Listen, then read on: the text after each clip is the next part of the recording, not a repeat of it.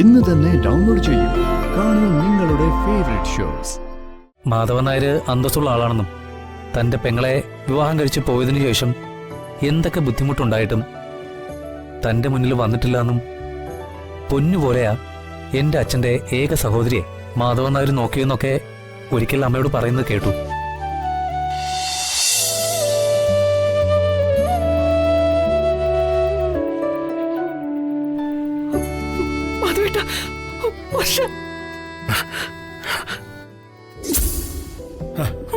വിക്രം, എന്താ മോനെ? മോളെവിടെ? എന്താ മോനെ? എന്താ പറ്റിയേ? വിക്രം, എന്താ എല്ലാവരും ഇവിടെ വന്ന് നിൽക്കുന്നേ? വർഷ എവിടെ? വർഷ മോളെവിടെ? അവള് താഴേക്ക് വീണു.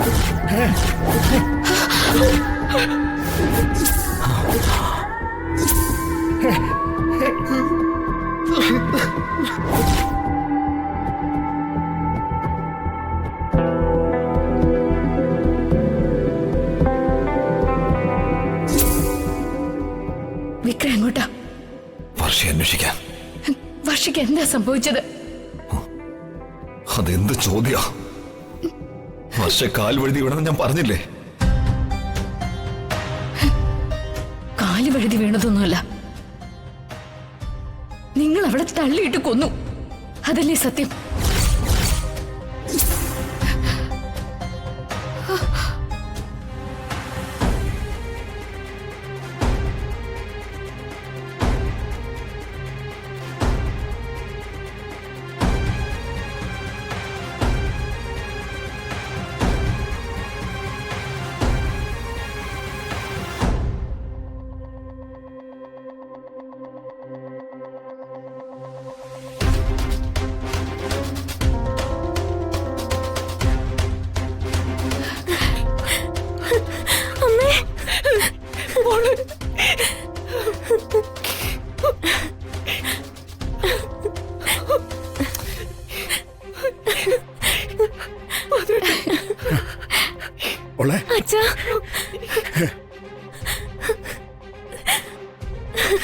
ചേച്ചി മോളെ,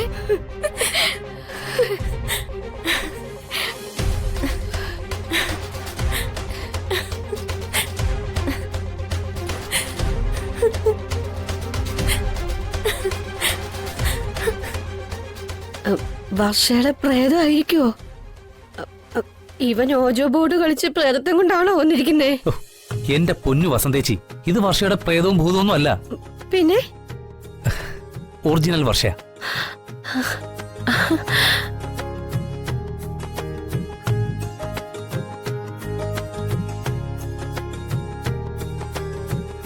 നിങ്ങൾ വിശ്വസിച്ചിരുന്നത് പോലെ അന്ന് വർഷ കൊക്കയിൽ വീണ് മരിച്ചിരുന്നില്ല.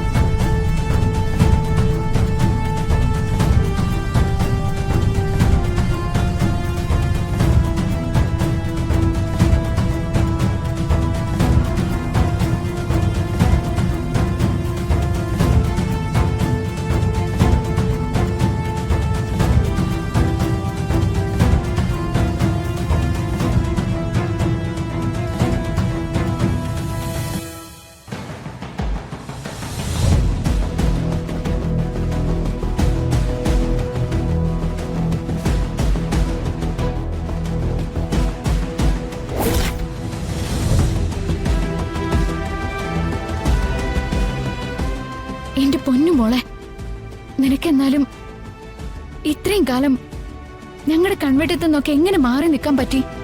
വിധി എന്നെങ്കിലും ഒരിക്കലും നിങ്ങളുടെ മുമ്പിൽ വരാൻ തന്നെ ഒരുങ്ങിയതാ. പക്ഷെ അത് ഈ നല്ല ദിവസം തന്നെ ആകുമെന്ന് സ്വപ്നത്തിൽ പോലും വിചാരിച്ചില്ല.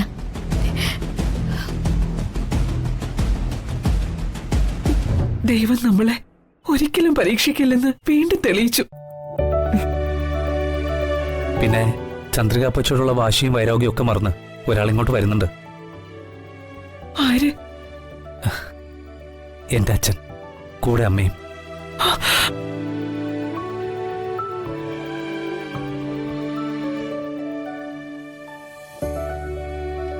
മാധവൻ നായർ അന്തസ്സുള്ള ആളാണെന്നും തന്റെ പെങ്ങളെ വിവാഹം കഴിച്ച് പോയതിനു ശേഷം എന്തൊക്കെ ബുദ്ധിമുട്ടുണ്ടായിട്ടും തന്റെ മുന്നിൽ വന്നിട്ടില്ലെന്നും പൊന്നുപോലെയാ എന്റെ അച്ഛന്റെ ഏക സഹോദരിയെ മാധവൻ നായർ നോക്കിയെന്നൊക്കെ ഒരിക്കൽ അമ്മയോട് പറയുന്നത് കേട്ടു.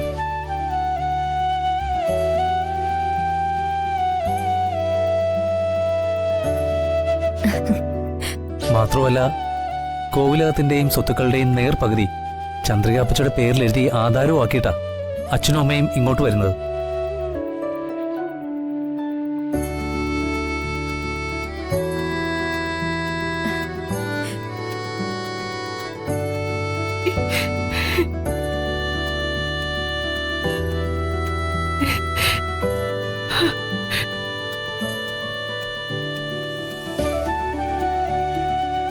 പൂജാവേളയിൽ കാണിച്ച ഫലങ്ങൾ സത്യമായി.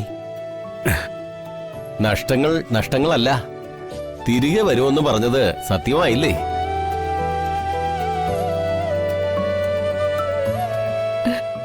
എന്നാ പിന്നെ ചടങ്ങിലേക്ക് കടക്കാം.